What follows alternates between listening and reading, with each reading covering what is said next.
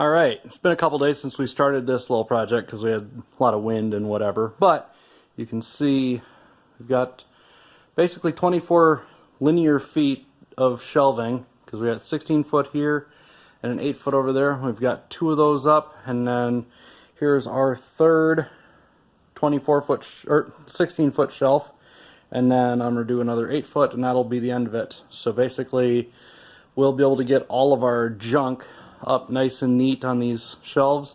And the other plus of doing it this way is all that weight is holding the building down. I am getting water into our RV right now, basically through here out of this tank, and we had this new pressure pump, so I went ahead and grabbed the cam lock that we got for connecting up to the IBC tote and some various little pieces of PVC stuff and junk.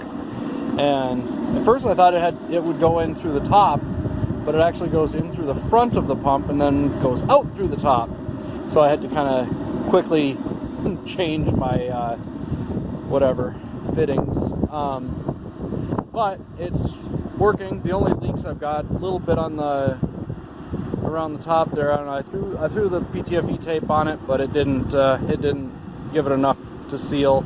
And I'm missing the little rubber gaskety deal for my garden hose. I don't know what happened to it, and the rest of them are in the trailer, and I didn't feel like opening that up. I mean, I'm just about full now, and it's only leaked probably, whatever, a quart of water. But certainly a lot nicer than that big transfer pump, or little transfer pump that I had. This little guy over here. See that one? It is noisy. I wouldn't be able to do this very well with that thing running, but this thing, you can barely hear it.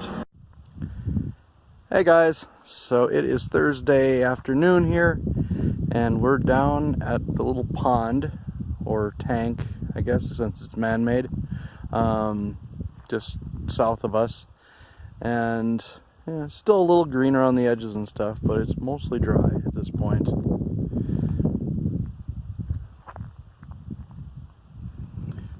There's 9 Point, and oh, you can still see Black Hill.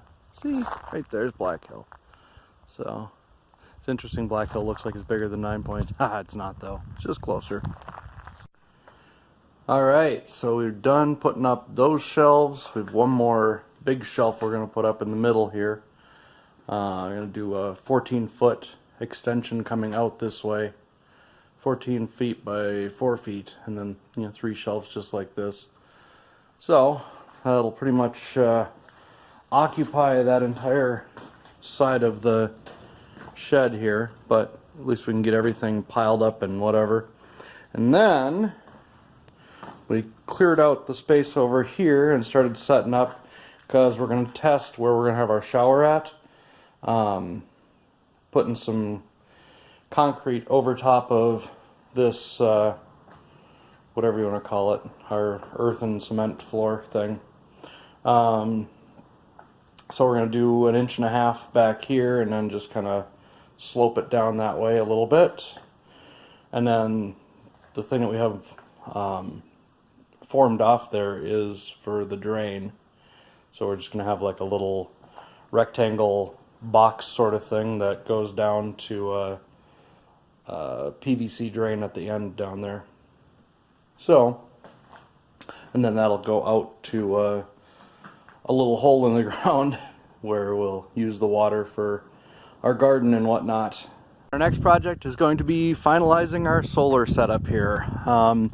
This rack was meant to be kind of a test case and make sure that the basic design worked and held the panels and whatnot, and to see if we could come up with some better ways of doing it, some more repeatable, I guess, ways of building it. So a lot of this is going to stay the same. We're going to use the 4x4s for the legs. Obviously we're going to sink them into the ground rather than just having a little runner like this to keep it from flipping over.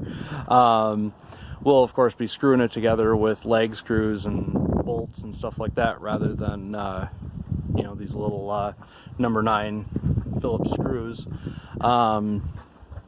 But basically I'm going to do these 4x4s. We'll do a 2x8 going down between them, Instead of going across like that, it'll be diagonal down from the low to the high. I guess it'd be high from the high to the low, right? Anyway, and then we're gonna run the super strut across between the legs and put the panels on that. So basically there'll be 2 super strut beams going 40 feet on top of the 5 legs that'll have the crossbars going on them, the 2x8 crossbars, and that'll put the super strut at the right angle and everything to receive the panel, and then we just put 1/4-inch screws down through the panel into the super strut, and away we go.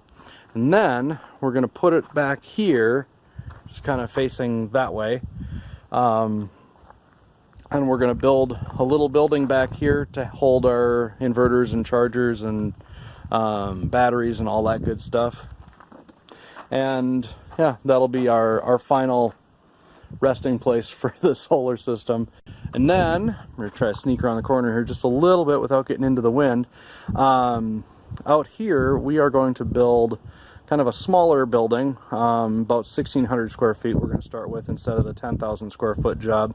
You know, I mean, this building's held up well under the wind and whatever, but I want to play with doing a post frame building that's a little smaller first, you know, so 40 by 40, and then you know, we're going to be doing a concrete slab for the first time, and I'm trying to see if there's some ready mix place or something that can bring a truck out here, but I don't know if they'll come out this far, so I might be out here mixing bag after bag after bag of concrete, but that's fine. And that'll give us a place for our kitchen and dining room and whatnot, and then if we have people come over and things, you know, they can hang out in there even if we want to head off to bed, or we can be there if, I don't know, whatever. All the thoughts of what might be, right? Out into the wind again. Sorry. Yeah. Anyway, that's that for now.